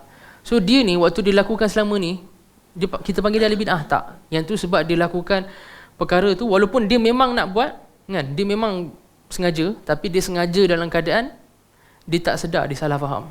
So yang tu al-khata' ataupun at-ta'wil. So nak hukum orang tu ahli bid'ah, dia tak boleh dipaksa, tak boleh ada jahil, tak boleh khata' atau ta'wil. Dah settle 3 ni, baru kita boleh panggil dia ahli bid'ah. Baru kita boleh panggil dia ahli bid'ah. Bila kita dah boleh panggil ahli bid'ah, baru kita balik dekat matan ni. Kita tengok apa Imam Ibnu Qudamah kata. Wa minas sunnati hujranu ahli bid'ah. Termasuk sunnah adalah memboikot ahli bid'ah. Sekarang barulah tuan-tuan dan puan-puan faham dengan jelas apa itu bid'ah, apa itu ahli bid'ah. So yang kita nak boikot ni pelaku bid'ah ke ahli bid'ah? Ahli bid'ah. Ni Imam Ibnu Qudamah kata ahli bid'ah. Menjauhi mereka, tinggalkan perdebatan, kan? Tak tengok kitab-kitab mereka dan tidak mendengar ucapan-ucapan mereka. So cara-cara kita nak boikot ni, pertama hujran, memboikot ni kita kena tinggalkan. Sebab tu ulama salaf banyak kata, macam Abdullah Mubarak wafat 181 Hijrah kata la tujalis ahlal bid'ah. Kita jangan duduk semajlis dengan ahli bid'ah. Ramai ulama salaf yang kata kita tak boleh duduk semajlis dengan mereka, tak boleh berkumpul dengan mereka dalam upacara ke acara apa-apa upacara-upacara mereka tu. So pertama tarkul mujalasah, tak boleh duduk sekali dengan ahli bid'ah. Bahkan ada ulama bahas dengan lebih lanjut sampai tak boleh bagi salam, kena berpaling muka, kena masam muka. Semuanya sebab ada dalil syarak, iaitu apa? Nabi SAW sendiri untuk sahabat yang melakukan dosa pun Nabi buat boikot SAW. Dan 3 orang sahabat yang tak pergi perang Tabuk, kan? Dalam hadis yang panjang dalam Riyadhus Shalihin Manawi tu, antara hadis paling panjang, 9 muka surat, 10 muka surat. Nabi SAW boikot 3 sahabat yang tak pergi perang Tabuk. Kalau kita baca kisah tu menyayat hati. Nabi tak pandang langsung mereka. Nabi tak bagi salam. Bahkan Nabi suruh apa SAW dekat isteri-isteri mereka ni, isteri-isteri kat rumah tu pun tak boleh layan. Untuk lama, untuk berhari-hari, saya tak ingat hadis tu berapa hari. Lama sampai salah seorang sahabat tu kata, hatta daqat alaina al-ardu bima rahubat, sehingga aku rasa dunia ni sempit sangat. Dia diboikot sebab buat bid'ah ke maksiat? Maksiat. Bid'ah dengan maksiat ni ulama kata mana lagi teruk? Bid'ah, secara kesepakatan ulama, bid'ah lagi teruk. Sebab itulah ulama-ulama salaf kata, untuk aku lakukan maksiat lagi bagus daripada aku lakukan bid'ah. Maksudnya bukan nak galakkan. Itu bukan maksud ulama kata kita kena buat maksiat. Maksudnya buat comparison, buat perbandingan antara pelaku ahli bid'ah dengan ahli maksiat. Ulama salah kata ahli bid'ah lagi teruk. Sebab apa? Sebab ahli bid'ah dia tak sedar dia buat salah. Bahkan dia ingat dia atas jalan kebenaran. Adapun orang yang buat maksiat, kalau dia ada sekelumit iman kat hati dia kata detik apa? Ish, tak patut ni. Ish, salah ni. Ish, aku patut taubat. Orang buat ahli bidah dia tak ada ish-ish tu. Bahkan dia rasa yes, aku tengah buat ibadah, alhamdulillah Allah terima, dapat pahala lebih. Bahaya, susah. Sebab tu jenis bid'ah, jins al-bid'ah lagi teruk daripada jinsul maksiyah. Maka kalau maksiat pun Nabi SAW boikot, memboikot ahli bid'ah ni mimbabi aula, maksudnya lagi patut. Bahkan ada ulama yang nukil ijma' untuk boikot ahli bid'ah. Ada ulama yang nukil ijma'. Saya bawakan antara yang nukil ijma'. So antara yang nukil ijma' Imam Abu Ya'la Al-Hambali, Al-Qadhi Abu Ya'la. Al-Qadhi Abu Ya'la ni besar dalam mazhab Hanbali. Kalau dalam mazhab Syafi'i, beliau ni macam Imam Al-Ghazali atau Imam Al-Haramain, tinggilah. Beliau kata apa? Ajma'as sahabatu wat tabi'un ala muqata'atil mubtadi'ah. Telah bersepakat sahabat dan para tabi'in untuk muqata'ah, putuskan hubungan ataupun boikot ahli bid'ah. Wa qala al-Baghawi, Al-Baghawi ada kitab Syarhus Sunnah. Beliau kata apa?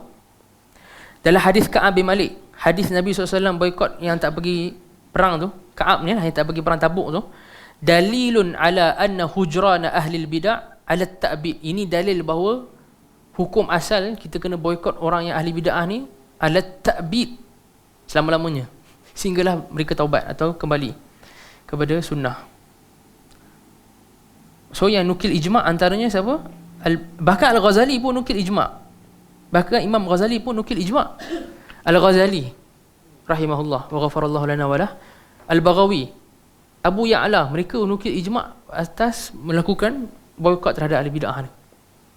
So dia bukan benda main-main. Cuma siapa yang buat? First, orang yang kena ada ilmu lah. Kedua, kalau kita nak ikut, kita kena ikut orang yang ada ilmu. Kita sendiri tak boleh syok kalau kita tak ada ilmu, atas dasar dendam kesumat katakan, aku tak puas hati dengan jiran aku, lepas tu kita boikot. Tak jadi. Yang jadi boleh buat ni adalah kita buat atas dasar ilmu dan atas dasar memang untuk kecilkan dia punya mafsadah bid'ah dia. Kenapa ulama boikot?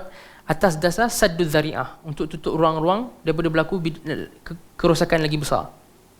So dari sudut maqasid syariah lah, untuk menutup daripada berlaku mafsadah yang lagi besar, ulama kata kita kena buat memboikot ahli bid'ah ni, hujran ahli bid'ah ni, mimbab saddiz zara'i, menutup ruang-ruang daripada. Apa maksud saddiz zara'i ni? Saddiz zara'i ni, az-zari'ah ni maksudnya satu perkara yang kalau kita tak tutup dia, dia akan bawa kepada benda yang lagi besar. Kalau kita tak boikot ahli bid'ah ni, kita takut lagi tersebar. Sebab tu saya pernah cerita sebelum ni, tuan-tuan dan puan-puan yang dirahmati Allah sekalian, Imam Ahmad pernah boikot siapa? Al-Harith Al-Muhasibi. Saya pernah cerita kan, Al-Harith Al-Muhasibi ni sebab beliau belajar dengan Abdullah bin Sa'id bin Kullab. Sedangkan Al-Harith Al-Muhasibi ni, akidah beliau 80%-nya okey. Cuma beliau terpengaruh dengan bid'ah Ibn Kullab ni, sampai yang pergi solat jenazah Al-Muhasibi ni 4 orang sahaja. Hasil daripada boikot yang Imam Ahmad buat.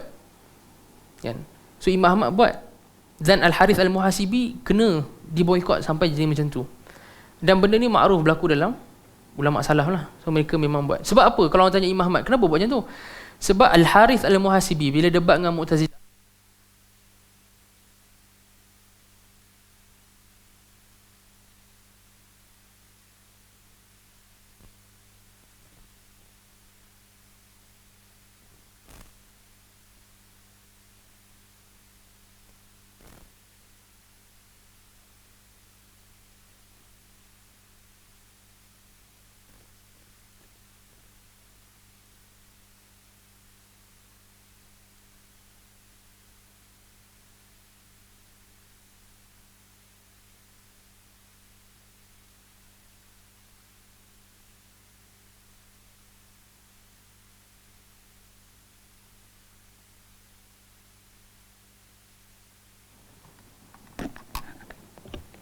test. Okay, saya pegang.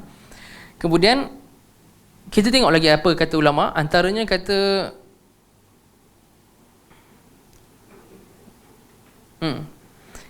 kata Yahya bin Abi Kathir, "Idza laqita sahiba bid'atin fit tariq fakhudh ghairah."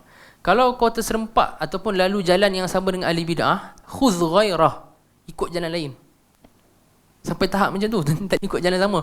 Kalau bawa kereta tu tak ikut lane sama lah kot. Ini kata siapa? Yahya bin Abi Kathir. Yahya bin Abi Kathir ni siapa? Tabi'in, imam besar yang Imam Muslim riwayatkan dalam kitab Sahih Muslim beliau. Yang Imam Muslim kata, yang Imam Muslim riwayatkan kata-kata masyhur kan, la yunalul ilm bi rahatil jasad atau bi rahatil jisim tu. Ilmu tidak dapat dengan kerehatan badan. Siapa kata tu? Ni Yahya bin Abi Kathir ni, tabi'in. Beliau kata bila jumpa dengan ahli bid'ah lalu jalan lain. Sampai tahap macam tu. Jadi macam, tapi kita kena faham lah bid'ah itu apa, ahli bid'ah tu apa, kita dah bahas dah tadi. Kemudian siapa yang lakukan ni, dia kena faham. Yang kena lakukan ni adalah orang yang ada ilmu. Dan kita kena faham, macam Syekh Bakar Abu Zaid kata, Syekh Bakar Abu Zaid ada bahaskan, beliau kata seorang tu diboikot atas bid'ahnya berdasarkan kadar bid'ah tu. Lagi besar bid'ah, lagi teruk diboikot. Bid'ah yang mengeluarkan daripada agama, contohnya Qadariyah.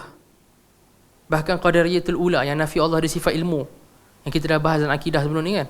Yang nafikan Al-Qadariyatul Ula, yang nafi Allah ada sifat ilmu ni, itu bukan bid'ah kecil-kecil, itu bid'ah mukhrijah anid din, yang mengeluarkan daripada agama. So yang tu cara kita interaksi dengan dia, cara kita boykot dia tak sama dengan orang yang mungkin dia melakukan bacaan Yasin 3 kali malam nisfu Syaban.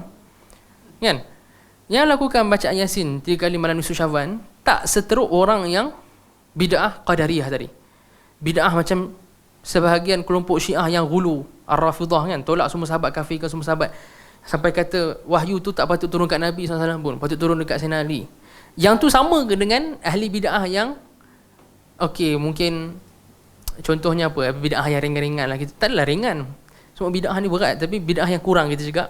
Okey, mungkinlah dia ni reka solat lepas asar, dia nak solat lepas asar, dia nak kata tak apa, bagi aku boleh nak solat, sedangkan solat sunat lepas asar tak boleh kan. Dia kata tak apa, aku nak buat untuk diri aku lazimkan solat sunat lepas asar, tanpa ada dalil, kerah kepala nak buat.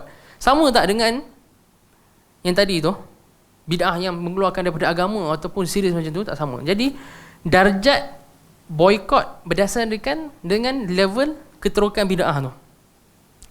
Kemudian dari sudut berapa ramai mereka majoriti, mereka minoriti. Kemudian kalau ada masalah untuk bertemu, waktu tu kita tak boykot lah, ada masalah untuk bertemu. Masalah untuk bertemu ni maksudnya contohnya untuk berdebat. Kalau duduk pun tidak, kalau kita dah boykot sampai tak boleh berdebat, kita tak boleh tegakkan hujah kat dia kan, kita tak boleh ajak dia kepada sunnah pula. So ada keadaan-keadaan yang diberhenti daripada boykot, bahkan di debat. Ada bukti tak? Ada. Antaranya macam perbuatan Ibnu Abbas radhiyallahu anhu berdebat dengan Khawarij kan. Ibnu Abbas berdebat dengan Khawarij seperti mana yang sabit dalam hadis dalam Al-Mustadrak Hakim, Mustadrak Al-Hakim. Begitu juga ulama salaf pun kadang-kadang mereka berdebat dengan ahli bid'ah, macam Imam Syafi'i. Imam Syafi'i berdebat dengan Hafs Al-Farq kan. Imam Syafi'i berdebat dengan Bishr Al-Marisi. Macam Imam Ahmad pun ada berdebat dengan sebahagian ahli bid'ah. Jadi mereka berdebat ni atas dasar waktu tu ada maslahah untuk berdebat. So mereka tinggalkan boykot tu. So dekat sini mereka, kata Imam Ibn Qudamah, kita tinggalkan perdebatan kan dengan pemusuhan. Kita tinggalkan perdebatan dengan pemusuhan ni maksudnya secara asalnya kita tinggal. Tapi kalau ada maslahah kita buat. Sama juga dengan tinggal daripada melihat kita ahli bid'ah. Kalau tak ada hajat, kita jangan tengok. Tuan-tuan dan perempuan ada masa kosong, nak isi masa kosong dengan baca kitab Mu'tazilah, Al-Mughni, Al-Qadhi Abdul Jabbar, 17 jilid kitab Mu'tazilah. Boleh baca tak? Tak boleh. Syarh Usul Khamsah, Al-Qadhi Abdul Jabbar, ulama Mu'tazilah. Boleh baca tak? Tak boleh. Az-Zamakhsyari, Al-Kashaf, tafsir beliau. Kalau tak ada ilmu jangan baca, kita akan jadi Mu'tazilah nanti. So hukum asal kitab-kitab ahli bid'ah boleh baca tak? Tak boleh.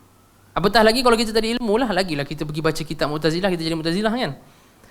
Wal izra' ila kalamihim, jangan dengar kata-kata mereka.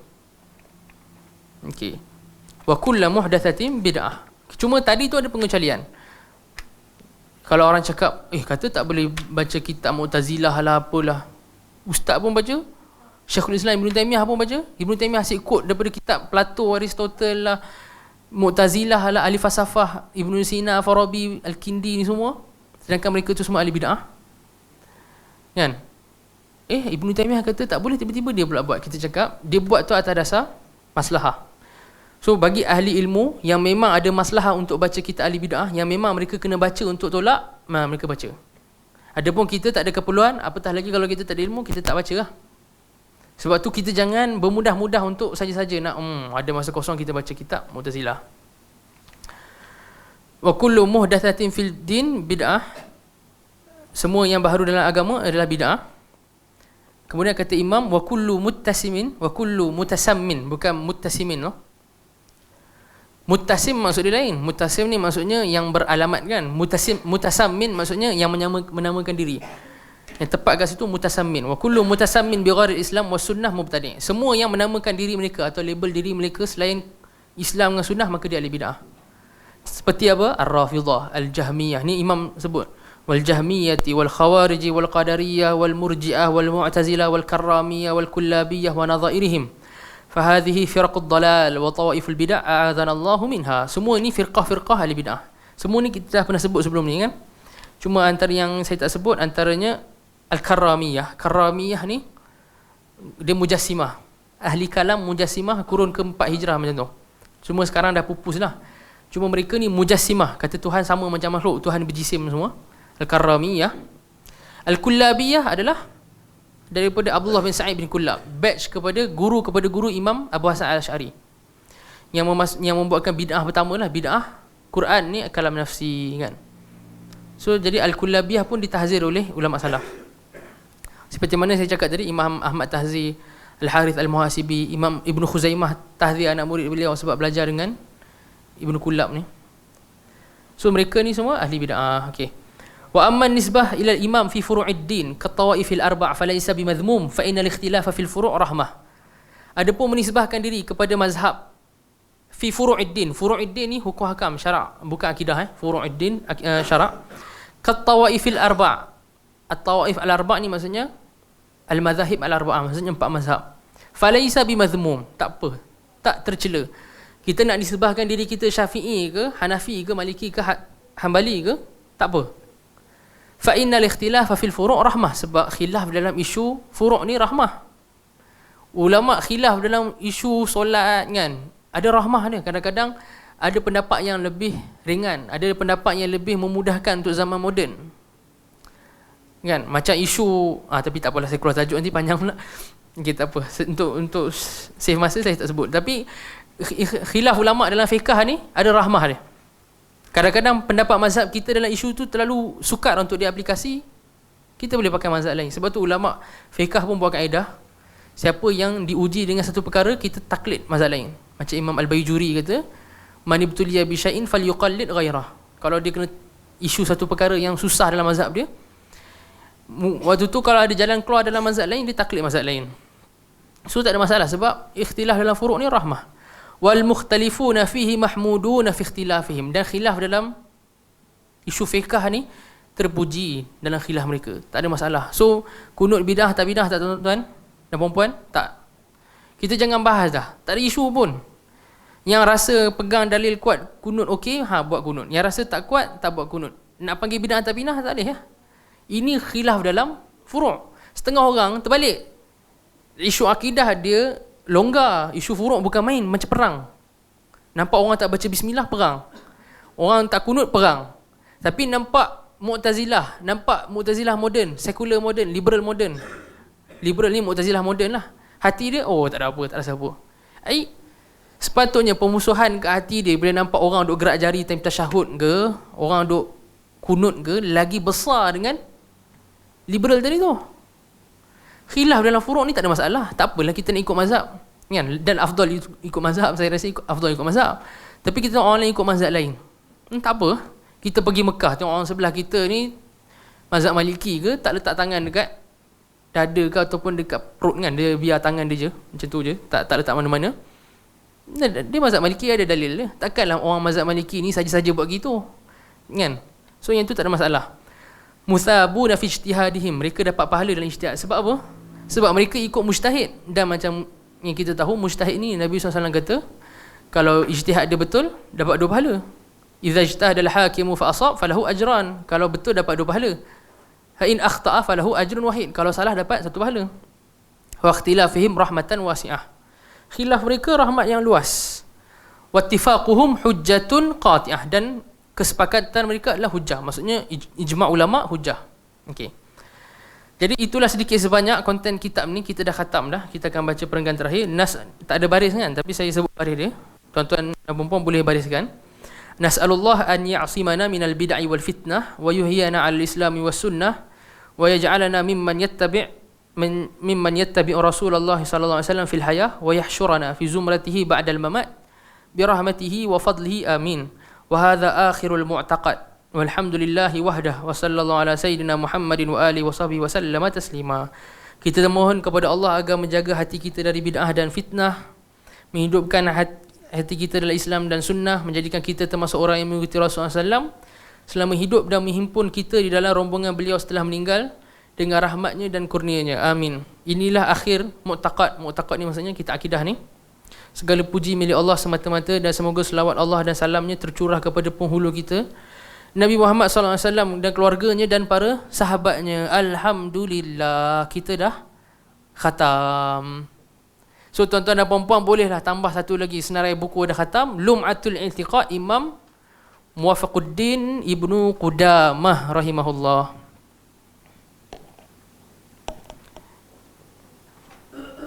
So dapat satu soalan, saya telah menerima tawaran untuk menyediakan makanan untuk majlis kenduri tahlil arwah. Bolehkah saya menerimanya? Maksudnya menerima tawaran itulah. Saya jawab wallahu alam, saya tak tahu. Kalau saya nak bagi jawapan, saya kena kaji dulu. Adapun sekarang jawapan saya wallahu alam, saya tak tahu. Dan kita kalau jadi ustaz, jangan takut cakap wallahu alam. Yang ni saya just tazkirah je lah. Saya cakap saya tak tahu kan, nanti kalau saya ada jawapan saya bagi. Adapun sekarang saya tak berani cakap apa-apa. Sebab apa saya cakap wallahu alam? Sebab ulama kata separuh daripada ilmu tu berkata la adri. Nisful ilm la adri. Kalau kita tak tahu, kita cakap kita tak tahu. Kalau kita tahu, kita tahu. Dan sekarang ni saya tak berani nak kata apa-apa sebab saya tak pernah baca ataupun tak pernah terlihat fatwa mana-mana. Kalau saya pernah terbaca fatwa pun saya lupa, maka untuk jawapan ni saya katakan saya akan bagi nantilah, saya kena kaji dulu. Adapun sekarang wallahu taala a'lam. Okay, ada soalan lain?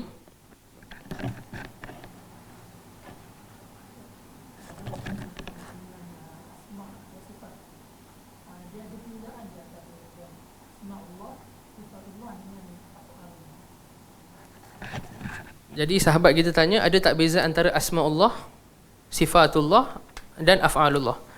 Jadi jawapannya ada beza. Asma'ullah nama-nama Allah. Sifatullah adalah sifat penceritaan tentang ciri-ciri ataupun sifat yang ada pada Allah. Okay. Kalau orang tanya ada beza ke antara nama dengan sifat? Ada beza. Tak semua sifat jadi nama. Sebab nama Allah ni kena maha sempurna. Adapun sifat, ada sifat yang kita cakap sempurna dari semua sudut dan ada sifat yang sempurna secara nisbi. Nisbi ni maksudnya, sebagai contoh, Allah ada tak sifat melakukan perancangan jahat? Ada dalam ayat Quran, wa makaru wa makar Allah kan? Wallahu khairul makirin. Orang selalu guna ayat tu untuk kata Allah sebaik-baik perancang. Bukan Allah sebaik perancang. Allah sebaik-baik perancang yang licik. Makar ni bukan perancangan baik, perancangan licik. So kita boleh tak namakan Allah ni Al-Makir? Allah tu maha perancang licik? Tak boleh. So nama Allah lagi khusus daripada sifat. Tak semua sifat boleh jadi nama. Bahkan nama kena datang nas jelas.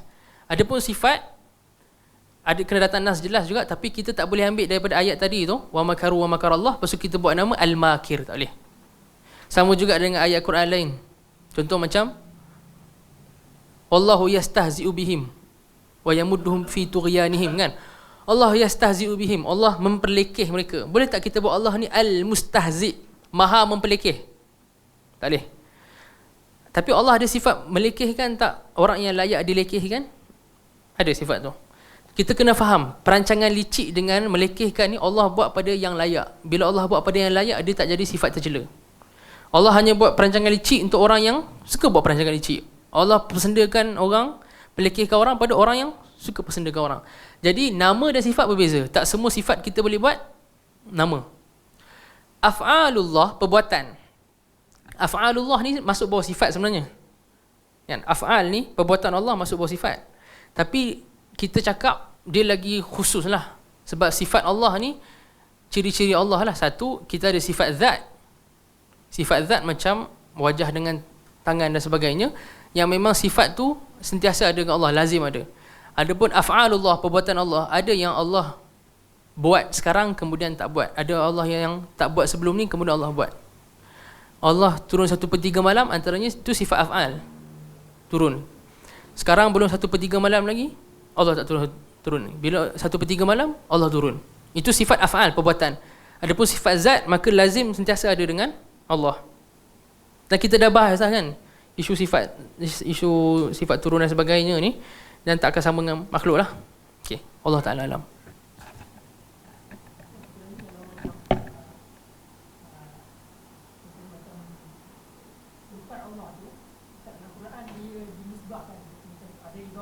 Hmm. Hmm.